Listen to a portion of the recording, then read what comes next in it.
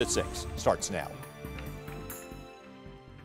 Hello and thanks for joining us. Tonight, a Baldwin County man wants to try and stop a proposed aquatic center at Milledgeville's Walter B. Williams Park. He thinks the site may be filled with unmarked graves, and he says some four-legged experts back him up. Jessica Cha went to Milledgeville to see the canine sleuths at work in our top story at 6.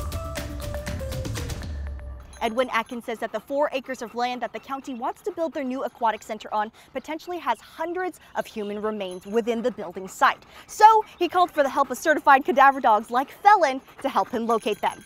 This is too historically important to be the site of a swimming pool. The site in Walter B. Williams Park is where the Georgia State Prison Farm operated from 1911 to the mid-30s. The building was torn down in 2018. There's at least 1,500 documented deaths that occurred on this, and also 162 electrocutions were taking place here. Edwin Atkins, a Central Georgian historian, says most of the prisoners were African American and one was a Black Hawk Native American. He says it's hallowed ground. Even if there's no graves here, it doesn't fit because this is a historic site that was on the National Registry. The building's gone, but the history's not gone. But Atkins says the possibility of unmarked graves is high. That's where Felon comes in. Let's go. He's indicating there's odor inside the fence. Carrie Gebler is a GEMA licensed search and rescue handler, and she owns Felon. And most of our searches are for crime scenes, missing victims, drowning victims, things like that. So there's usually just one source of odor.